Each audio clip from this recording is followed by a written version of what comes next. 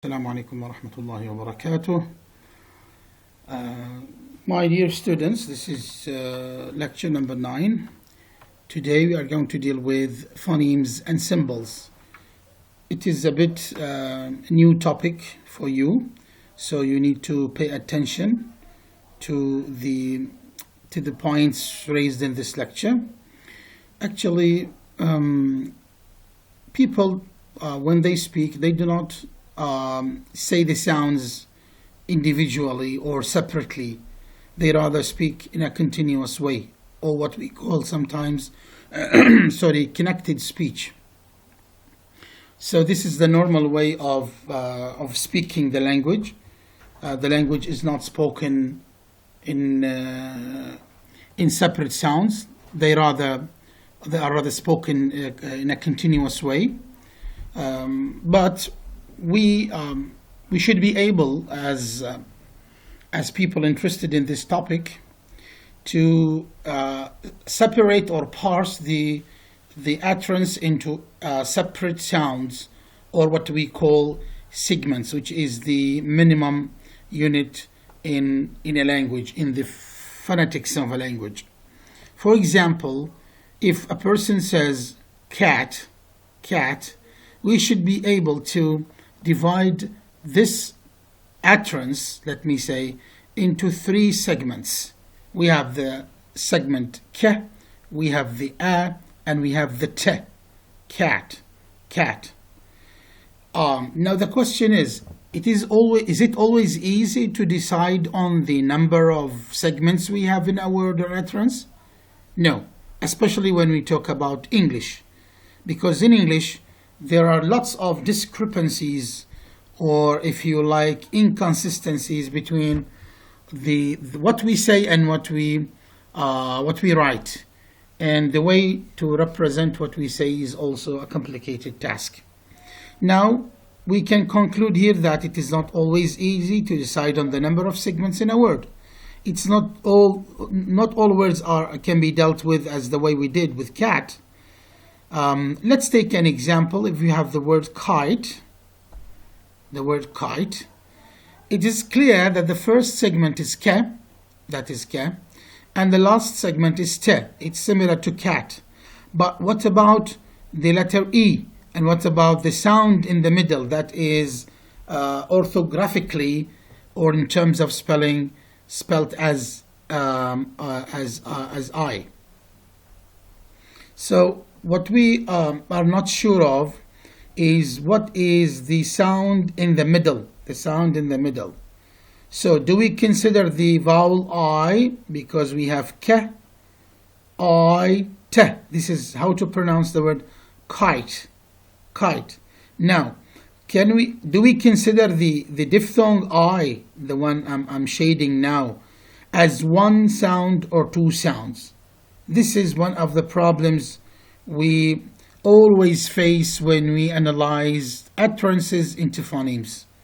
Okay? If you remember, we talked about minimal pairs when we asked a question at the beginning of this course on how to identify the segments or the sounds of a language. We normally go to minimal pairs. Minimal pairs, or a minimal pair, is a pair of 2 items that are similar in everything except in one, or to be more specific, they are similar in all sounds except in one sound. This is the normal way to decide on the list of phonemes we have in a language, whether we are talking about vowels or consonants. Actually, we have 20 vowels in English. How do we come up with this number and say for sure that this is the total number of vowels we have in English? We use these words and the like in order to decide on whether this is a different phoneme or a different segment and should be included in the list or not. Okay, so we talk about bad, bed, bud, bed. These 4 words, they can form minimal pairs, because if you can see here, the first and the last, the first letter or the sound, sorry, the first sound in each word is the same. B, b, b, and b. The last sound in each word is also the same. D, d, d, and d. What is different here is the vowel in the middle. So do we have any change when we change the vowel in the middle? I mean, any change in meaning? If we change from bad to bed, do we have difference in meaning? Of course. Bad is something and bed is something. Again, when we change from bed to bud, okay, again, the pronunciation is different and the meaning is different. Bid with E. So each time we change the vowel in the middle, we have a change in meaning. So these are all recognizable vowels in the English language. Okay? But is this the same when we talk about letters? We said that we have 20 vowels in English. We can identify them through the use of these minimal pairs, and some other examples can identify the rest of the vowels we have. And on the other hand, actually, we have the letters, the vowel letters, which are the A, the E, the I, the O, and the U. These are vowel letters. So in our topic, we don't pay attention to letters. We are talking about phonemes. Now, in English, we don't have that parallel relationship between phonemes and letters. There is no one-to-one correspondence between phonemes and letters.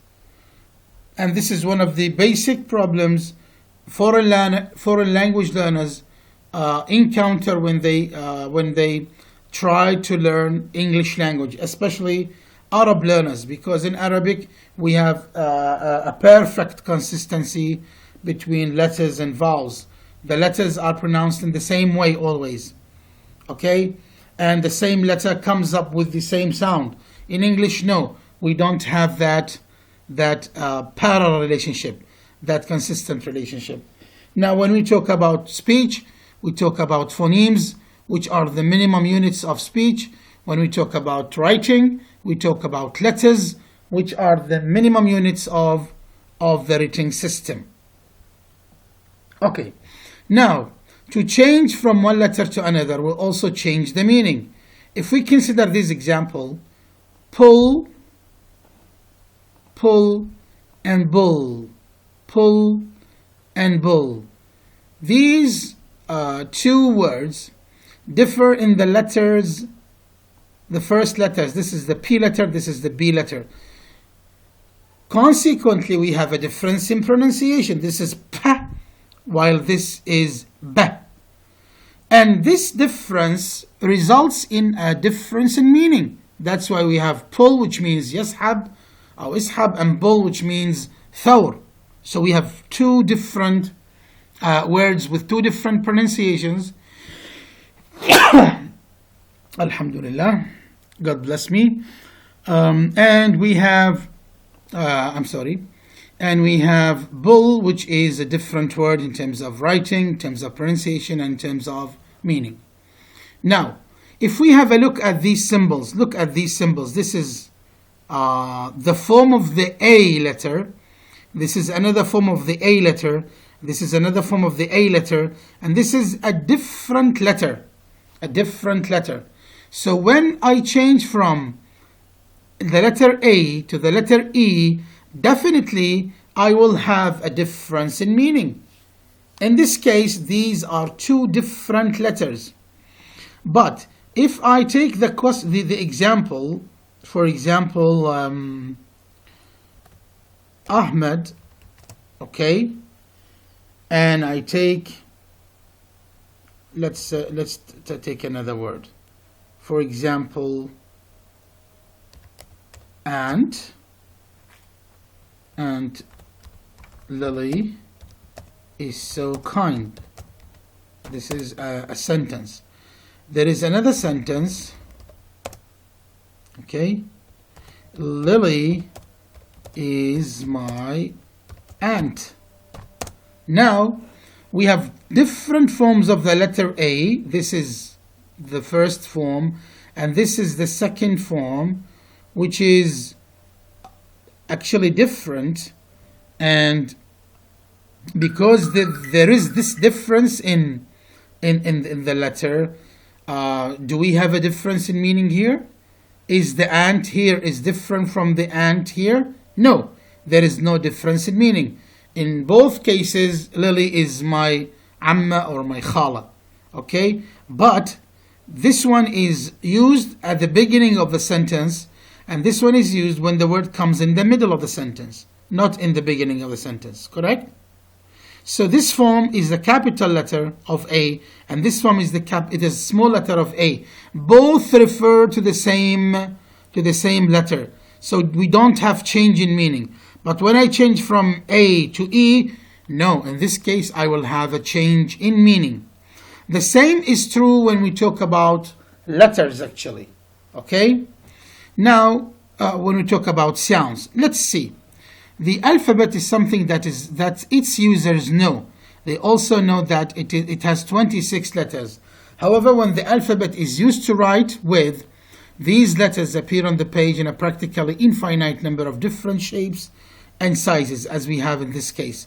These are two different shapes of the same letter, which is the letter A.